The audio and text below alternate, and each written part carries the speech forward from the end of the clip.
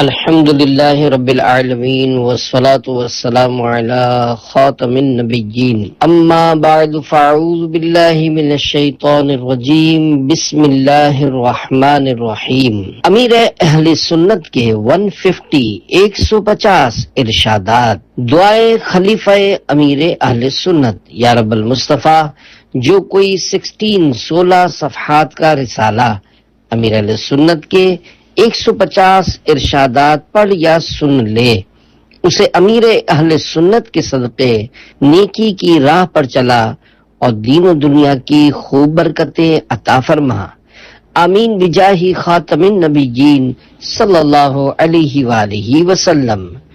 درود شریف کی فضیلت۔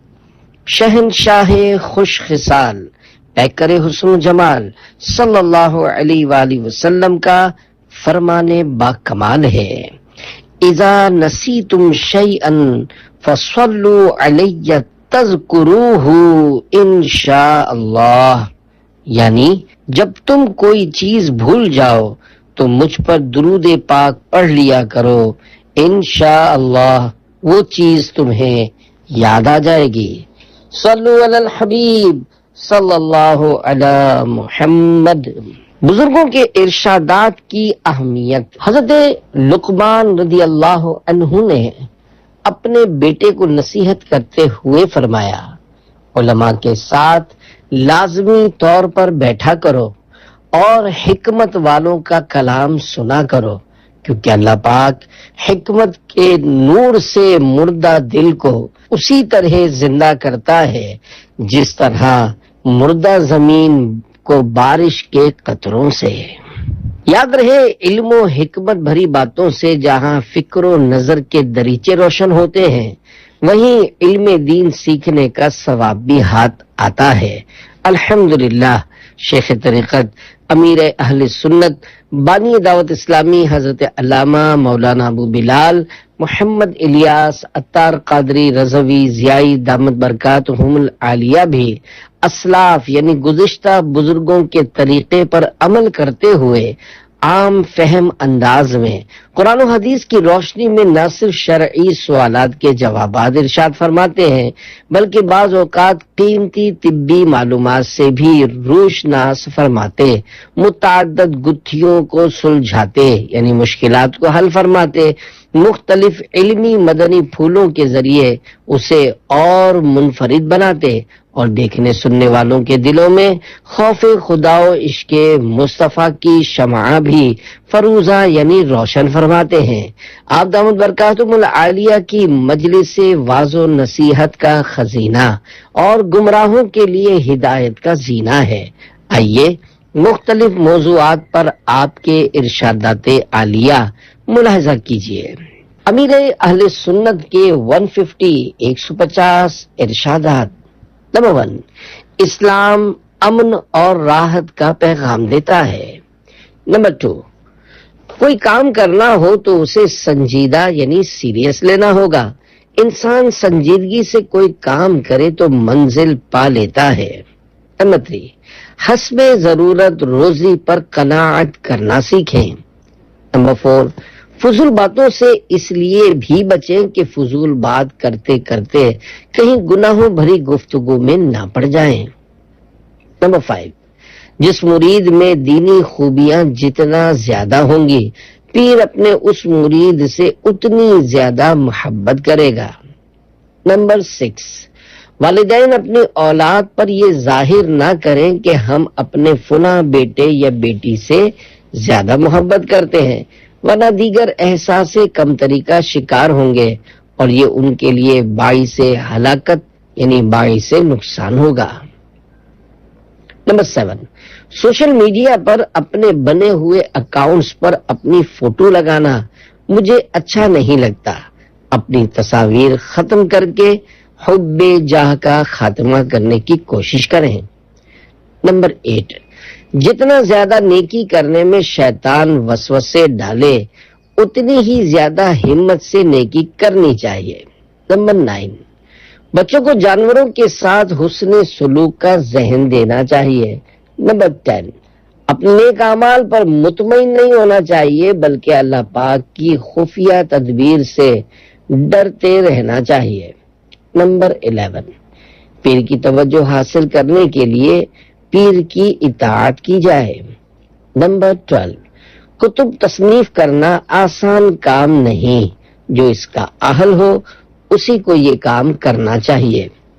نمبر 13، اچھے دوست کو پہچاننے کے لیے اس کے ساتھ سفر کریں یا کوئی معاملہ مثلا خرید و فروخت وغیرہ کریں۔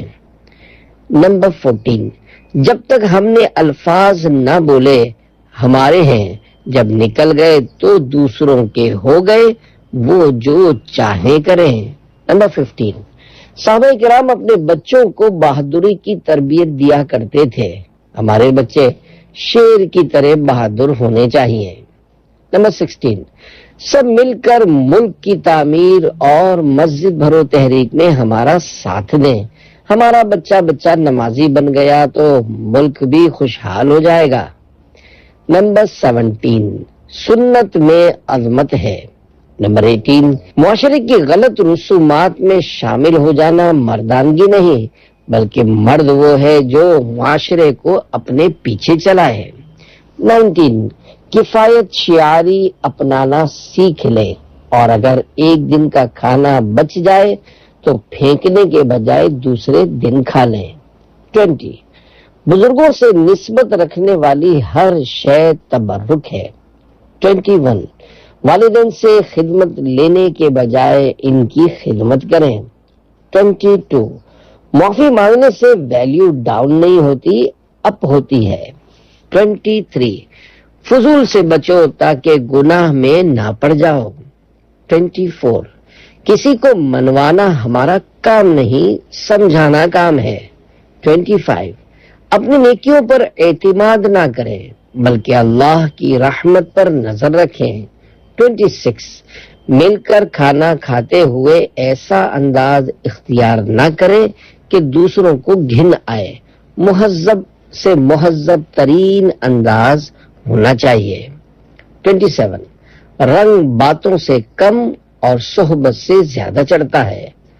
28، مخلص شخص 1000 پردوں میں چھپ کر بھی نیک کام کرے، اللہ پاک اس کو لوگوں میں مشہور کر دیتا ہے۔ 29، خوف خدا کی ایک اہم علامت یہ ہے کہ بندہ اللہ پاک کی نافرمانیوں سے بچے۔ 30، ملنسار شخص سے لوگ محبت کرتے ہیں۔ 31، بقر عید ہو یا میٹھی عید ہمیں ڈر ڈر کر اور کم کھانا چاہیے۔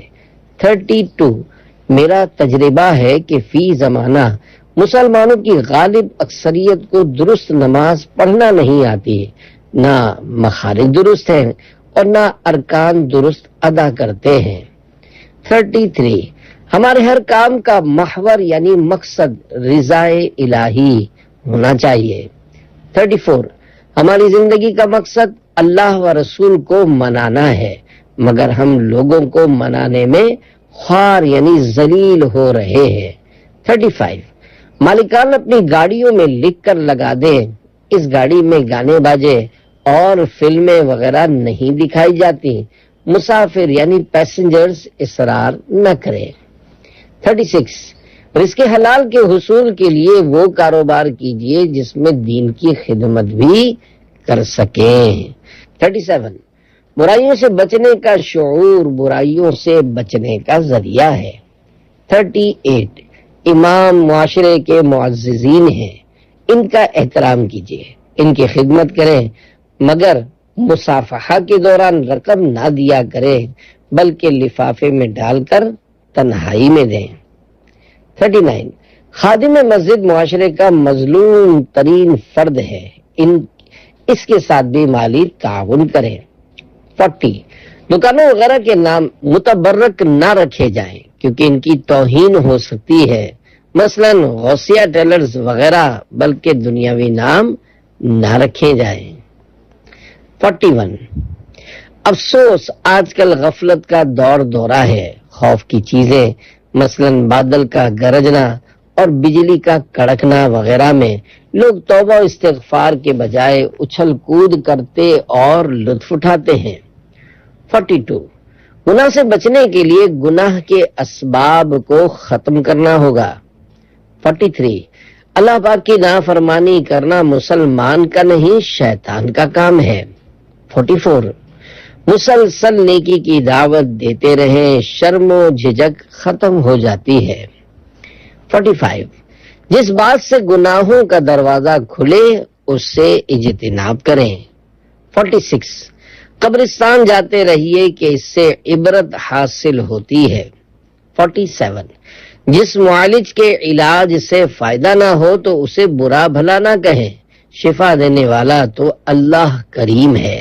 48 جس چیز کی نسبت حرمین طیبین یعنی مکہ و مدینہ اور بزرگوں سے ہو جائے، شریعت کے دائرے میں رہتے ہوئے اس کے لیے بہتر سے بہترین الفاظ استعمال کیجیے۔ 49 ہر اس بات اور حرکت سے بچیے جس سے کسی مسلمان کی دل آزاری ہو سکتی ہو۔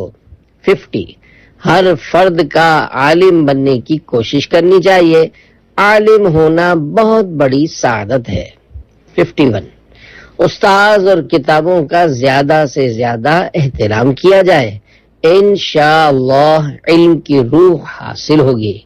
52 اگر امام مسجد ملنسار و با اخلاق ہو تو وہ دین کی بہت خدمت کر سکتا ہے، ایسا امام مسجد محلے کا بے تاج بادشاہ ہوتا ہے۔ 53 کسی مسلمان کو دوسرے مسلمان سے بدظن نہیں کرنا چاہیے۔ 54 اگر طلبہ کے اخلاق درست ہو جائیں اور ان میں صحیح معنوں میں سنجیدگی آ جائے تو یہ دین کی بہت بڑی خدمت کر سکتے ہیں۔ 55 دینی کتابیں سستی بیچی جائیں تاکہ زیادہ سے زیادہ لوگ استفادہ کریں، یہ دینی مروت یعنی اخلاق کا تقاضا ہے۔ 56 داڑھی اور امامہ ایسی نعمتیں ہیں جو انسان میں موجود برائیاں دور کرتی ہیں۔ 57 موٹر سائیکل پر ٹرپل سواری یعنی 3 کا بیٹھنا قانونی و اخلاقی جرم اور جان کے لیے خطرہ ہے۔ 58 ماں باپ کا علاج اپنا پیٹ کاٹ کر یعنی کم کھا کر گزارا کر کے بھی کرنا چاہیے۔ 59 جو نیکی کرنا چاہتے ہیں ان کو سنجیدہ یعنی سیریس ہونا ضروری ہے، صرف چاہنا کافی نہیں۔ 60 جب کوئی طبیعت پوچھے تو جواب میں الحمدللہ رب العالمین کہا جائے، بچوں کو بھی سکھایا جائے۔ 61 مجھے بچپن سے نماز باجماعت پڑھنے کا جذبہ تھا۔ 62 خاموش رہنے میں دنیا و آخرت کے فوائد ہیں۔ 63 مدنی چینل اچھی نیتوں سے دیکھنا عبادت ہے کیونکہ یہ خالص دینی چینل ہے۔ 64 حضرت عائشہ صدیقہ رضی اللہ عنہا کی شان ستاروں اور مٹی کے ذروں سے زیادہ ہے۔ 65 تندرستی کے اسباب میں سے یہ بھی ہے کہ ماں باپ کو نام لے کر پکارا جائے۔ 66 مخاطب سے اس کے مقام و مرتبہ کے مطابق اچھے الفاظ سے بات کیجیے۔ 67 اصل نیک وہی ہے جو اللہ پاک کے ہاں بھی نیک ہو، محض شہرت ہونا کافی نہیں۔ 68 دعوت اسلامی عمل کی تحریک ہے، رسمی فارمیلٹی نہیں۔ 69 نام ہونے یعنی شہرت میں بھی امتحان ہے۔ 70 ہر ایک کو اس کی نفسیات کے مطابق نیکی کی دعوت دی جائے۔ 71 کاش ایسا ہو جائے کہ جب ہم بولنا چاہیں تو تھوڑا سا رک جائیں، سوچیں پھر بولیں۔ 72 کسی مسلمان پر زبان تان نہ کھولی جائے۔ 73 حافظ کو سارا سال قرآن مجید کی تلاوت کرتے رہنا چاہیے تاکہ منزل پکی رہے۔ 74 حتی الامکان ایسی فلائٹ یا بس میں سفر کرے جس میں کسی نماز کا وقت نہ آئے۔ 75 اپنے بچوں کو شعر بناؤ، دعوت اسلامی کے رسالے پڑھاؤ، بھوتوں پریوں کی کہانیوں سے بچاؤ۔ 76 لوگ عموماً کہہ دیتے ہیں کہ اللہ پاک نے یوں فرمایا ہے، قرآن میں یوں ہے، جو کہ بہت غلط انداز ہے۔ جب تک 100% یقین یا کسی مفتی یا مستند عالم سے تصدیق نہ کر لیں تو اپنی طرف سے یوں نہ کہا کریں۔ 77 مومن نرم طبیعت اور نرم زبان والا ہوتا ہے۔ 78 نرم مزاج شخص سے لوگ محبت کرتے ہیں۔ 79 باطن کو اجلا اور نیا کرنے کے لیے سچی توبہ کر لیجئے۔ 80 جان بوجھ کر نماز ترک کرنے سے دل میلا ہوتا ہے۔ 81 مسلمان جہاں بھی ہوں اسلام کے اصول کے پابند ہیں۔ 82 جلوس میلاد میں نیاز کو لوگوں کی طرف پھینکنے کے بجائے ہاتھوں میں دیا کریں۔ 83 جلوس میلاد میں اس طرح پروقار اور مؤدب انداز میں شرکت کرے کہ غیر مسلم بھی دیکھے تو مسلمان ہو جائے۔ 84 اصل حافظ قرآن وہ ہے جو قرآن کے احکام مانے اور عمل کرے۔ 85 موبائل فون کے نقصانات اس کے فوائد سے زیادہ ہیں۔ 86 روزانہ احتساب کرنا چاہیے کہ زندگی کا ایک قیمتی دن گزر گیا۔ 87 تاریخ دنیا کے مطالعے سے یہ بات معلوم ہوتی ہے، انقلاب ہمیشہ ایک ہی لاتا ہے، بقیہ لوگ اس ایک کے معاون ہوتے ہیں۔ 88 چراغاں اور بزرگان دین کی نیاز سنیوں کا شعار ہے۔ 89 جو ہمارے ہاتھ میں ہے اسے تو کوئی چھین سکتا ہے، مگر جو مقدر میں ہے وہ کوئی نہیں چھین سکتا۔ 90 مساجد کو آباد کرنے کا طریقہ یہ ہے کہ جب بھی نماز پڑھنے جائیں کسی نئے شخص پر انفرادی کوشش کر کے ساتھ لیتے جائیں، مسجد میں درس فیضان سنت کی ترکیب بنائیں، مسجد میں دل لگائیں، نیز وہاں بیٹھ کر ذکر و اذکار کیا کریں۔ 91 دل سمندر کی طرح وسیع ہونا چاہیے، جس کا دل بار بار دکھ جاتا ہو وہ دین تو کیا دنیا کا کام بھی نہیں کر سکتا، اس کے دوست بھی بہت تھوڑے ہوتے ہیں۔ 92 کامیاب ہونا چاہتے ہو تو دلوں میں عشق مصطفیٰ کی شمع فروزاں کر لو۔ 93 اس ڈاکٹر سے علاج کروائیے جو امانت دار اور خوف خدا والا ہو۔ 94 نیک اعمال کا حقیقی عامل ہزاروں لاکھوں میں پہچانا جاتا ہے۔ 95 دین پر عمل کرنے سے وہ عزت ملتی ہے کہ وزراء بلکہ صدر بھی رش کرتے ہوں گے۔ 96 بعض اوقات کسی نیک شخص کے پاس بیٹھنے سے تقدیر بدل جاتی ہے۔ 97 مدنی مذاکرہ معلومات کا خزانہ ہے۔ 98 اصول علم دین بہت اہم عبادت ہے۔ 99 مدنی منیوں کو بھی کبھی کبھی مدنی برقع پہنانا چاہیے تاکہ بڑی ہونے سے پہلے ہی پردے کا ذہن بنے۔ 100 کسی مسلمان کے بارے میں نہ کہا جائے کہ ہلاک ہو گیا، بلکہ انتقال کر گیا کہنا بہتر ہے۔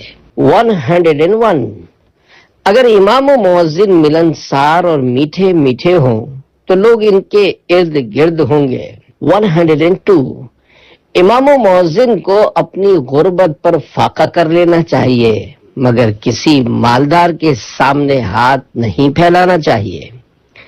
103 اپنے دل میں عشق رسول کا چراغ جلائیے، دنیا و آخرت میں کامیابی ہوگی۔ 104 اعلی حضرت امام احمد رضا خان رحمت اللہ علیہ کی بات ہمارے لیے حرف آخر ہے۔ 105 گناہوں کے عذابات سے واقفیت ہوگی تو ان سے بچنے کا ذہن بنے گا۔ 106 بندہ اتنے مہربان رب کی نافرمانی کیسے کرے جو لا تعداد نعمتوں سے نوازتا ہے۔ 107 عموماً جھاڑنے والے سیٹھ سے نوکر وفا نہیں کرتا۔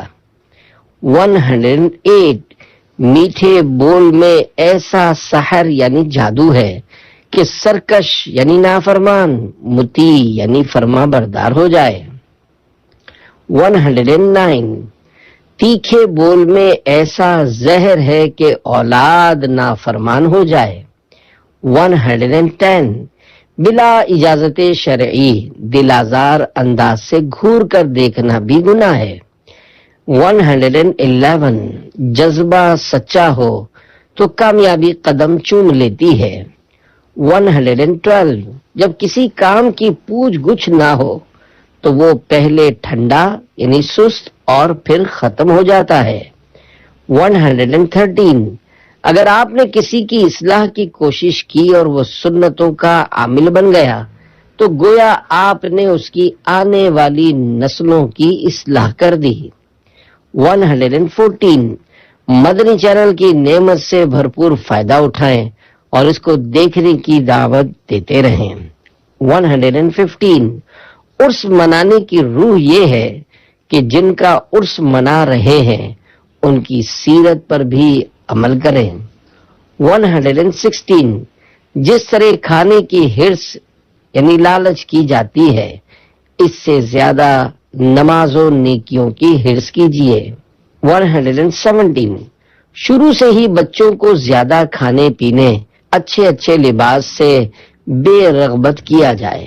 118 اچھی نیت ہو تو کسی کے دینی نقصان پر دل جلانا کار ثواب ہے. 119 شادی میں بھی شریعت کے احکام ہی کی پابندی کی جائے. غیر شرعی رسومات میں رشتہ داروں کی بات نہ مانی جائے. رشتہ دار نہ جنت میں داخل کر سکتے ہیں نہ دوزخ میں ڈال سکتے ہیں. 120 مفتی بہت عقل مند ہوتا ہے. 121 نام لے کر پکارنا سنت ہے. صالحین کے قرب میں دفن ہونا بڑی سعادت ہے. 122 وہ بڑا بد نصیب ہے جس پر اصلاح کرنے والوں کا دروازہ بند ہو. 123 یہ ذہن بنا لیجئے کہ مجھے کوئی مارے یا دھکے دے میں نے دعوت اسلامی کا دینی ماحول نہیں چھوڑنا بلکہ دعوت اسلامی سے ایسے چپک جائیں کوئی ٹکڑے ٹکڑے کر کے بھی جدا نہ کر سکے. 124 بزرگان دین کا فیض حاصل کرنا چاہتے ہیں تو ان کی سیرت پر عمل کریں. انشاءاللہ الکریم اتنا فیض ملے گا کہ دوسروں کو تقسیم کریں گے. 125 کوئی کسی بھی ناگوار انداز میں سوال کرے ہمیں صبر و تحمل سے اس کا احسن یعنی اچھے انداز میں جواب دینا چاہیے. 126 کسی بھی گناہ سے سکون نہیں ملتا. 127 حرام مال میں برکت نہیں ہوتی کسی نہ کسی طرح ہاتھ سے نکل جاتا ہے. 124 حب جاہ عزت و شہرت کی محبت بری بلا ہے اس میں دنیا آخرت کی تباہی ہے. 129 ہمیں اللہ پاک کے لیے جینا اور اسی کے لیے ہی مرنا ہے. 130 ظلم آخرت کا اندھیرا ہے. 131 اگر ہم کما حق ہو فضول باتوں سے بچنے میں کامیاب ہو جائیں تو یہ اللہ پاک کی بڑی نعمت ہے. 132 ایک دن کے بچے سے بھی تو طلاق سے بات نہ کی جائے. 133 جو آپ سے تو کہہ کر بات کرتا ہے آپ اس کے ساتھ بھی آپ جی جناب سے گفتگو کیا کریں. 134 اگر کوئی صحیح معنوں میں مدنی انعامات نیک اعمال پر عمل کرے تو وہ نیک و پرہیزگار بن جائے گا. 135 11ویں والے غوث اعظم کے دامن سے وابستہ ہو جائیں تو وہ 12ویں والے آقا صلی اللہ علیہ وآلہ وسلم تک پہنچائیں گے. 136 آخرت کے اعتبار سے قبر پہلی منزل ہے. 137 گناہ ایمان لیوا ہو سکتا ہے اور اس سے ایمان ضائع ہونے کا خطرہ بڑھ جاتا ہے. 138 گناہوں کی بیماری بدن کی بیماریوں سے زیادہ تشویشناک ہے.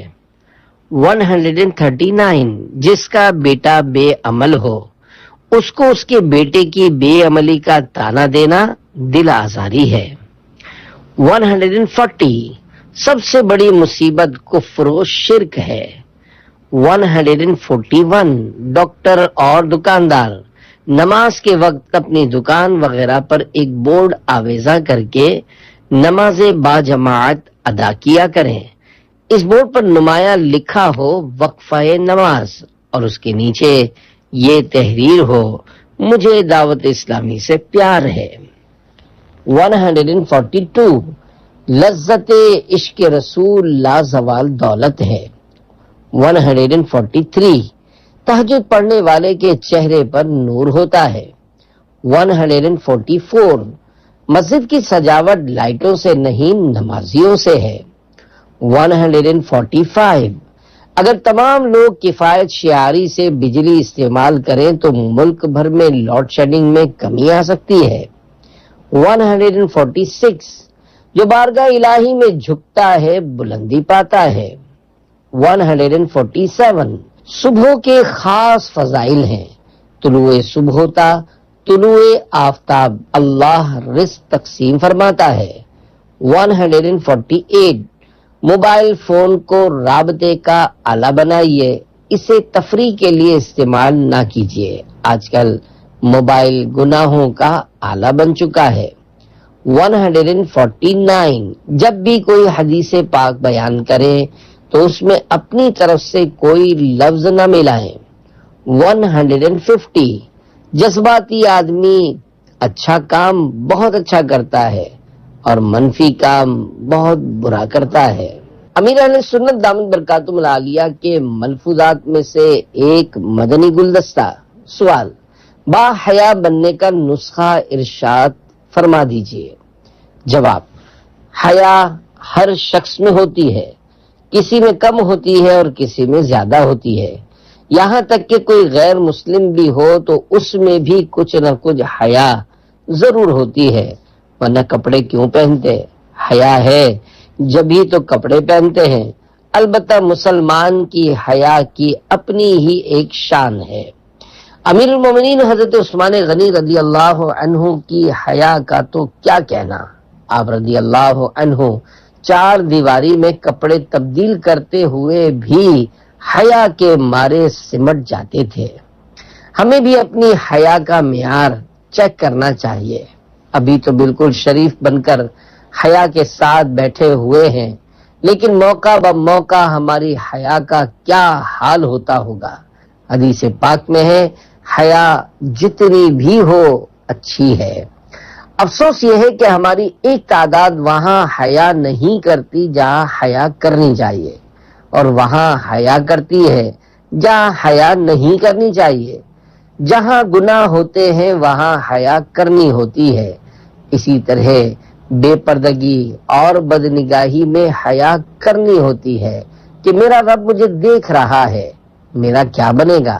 حیا کا سب سے زیادہ حق یہی ہے کہ ہم اللہ پاک سے حیا کریں، مگر ہمارا حال یہ ہے کہ ہم گناہ کے کاموں میں حیا نہیں کرتے۔ اس کے برعکس بعض اوقات جہاں نیکی کا کام ہوتا ہے وہاں معاذ اللہ ہمیں شرم آ جاتی ہے۔